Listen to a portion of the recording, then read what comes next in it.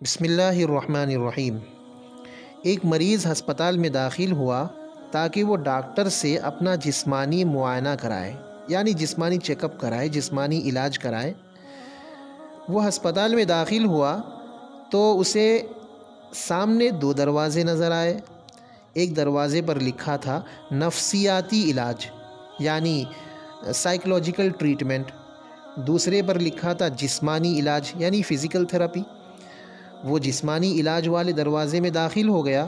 اس کا خیال تھا کہ دروازے سے داخل ہوتے ہی سامنے ڈاکٹر صاحب بیٹھے ہوں گے، لیکن اب پھر اسے دو دروازے نظر آئے، جس میں ایک پر سرجیکل اور دوسرے پر نان سرجیکل لکھا ہوا تھا۔ وہ دوسرے دروازے میں داخل ہو گیا۔ اب تو اسے مکمل یقین تھا کہ ڈاکٹر صاحب سے ملاقات ہو جائے گی، مگر اب بھی اس کے سامنے دو دروازے تھے۔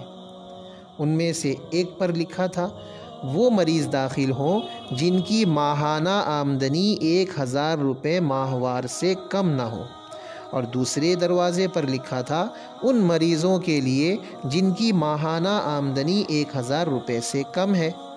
مریض کی چونکہ آمدنی 1000 روپے سے کم تھی، اس لیے وہ دوسرے دروازے میں داخل ہو گیا، اور اگلے ہی لمحے وہ ہسپتال کے باہر سڑک پر کھڑا تھا۔ دوسرا واقعہ سنیے۔ دوسرا واقعہ مشہور مزاح نگار مارک ٹوین کا ہے۔ اس نے ایک استقبالیے میں تقریر کرتے ہوئے بتایا،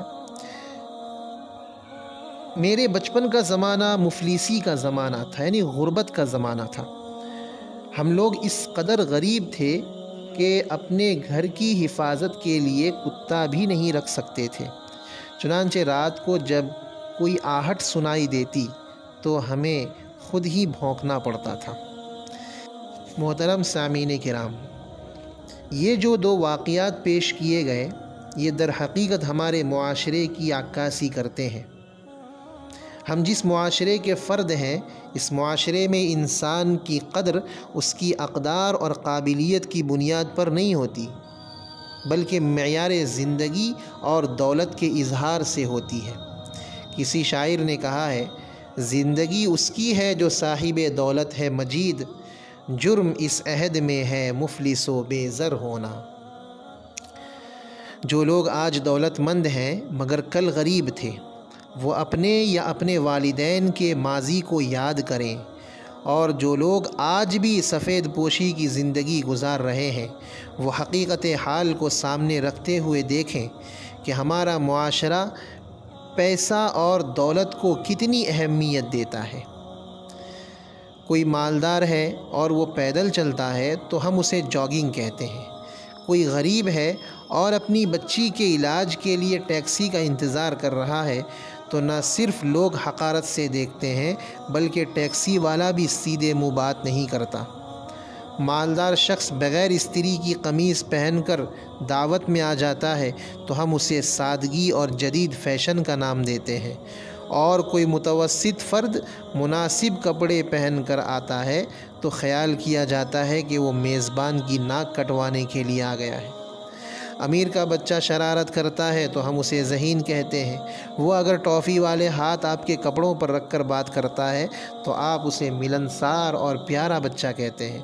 متوسط اور غریب کا بیٹا جب یہی کچھ کرتا ہے تو ہم اسے بدتمیز اور شیطان کہتے ہیں، اور اس کے والدین کو کوسنے لگتے ہیں۔ غرض یہ کہ امیر کے پالتو کتے کو دیکھ کر اس کے سر پر ہاتھ پھیرتے ہیں اور لولی ٹامی کہتے ہیں۔ متوسط اور غریب کے خوبصورت بچے کے چہرے پر بھی ہمیں دھبے نظر آتے ہیں۔ امیر گھرانے کی بیٹی چاہے جیسی بھی ہو، میک اپ، لباس، گاڑی، اسٹائل اور خود اعتمادی کی وجہ سے بہت ذہین، ہوشیار اور پرعزم محسوس ہوتی ہے۔ غریب کی بیٹی لاکھ حسن کے باوجود حقیر نظر آتی ہے۔ امیر کی بیٹی شادی کے بعد کھانا نہیں پکا سکتی تو دوستوں کی محفل میں کہا جاتا ہے کہ اس نے زندگی پڑھنے لکھنے اور معاشرے کی خدمت میں گزار دی۔ غریب کی بیٹی سے 50 آدمیوں کے کھانے کی تیاری میں 5 منٹ کی تاخیر ہو جائے تو اس کی غربت، جہالت اور نالائقی کا کمرشل پیش ہو جاتا ہے۔ میرے دوستو، حقیقت یہ ہے کہ ہم جس معاشرے میں رہ رہے ہیں وہ پیسہ پرست معاشرہ ہے۔ یہاں عزت پیسے کی ہوتی ہے، یہاں ترقی پیسے والے کی ہوتی ہے، یہاں کامیابی پیسے والے کی ہوتی ہے۔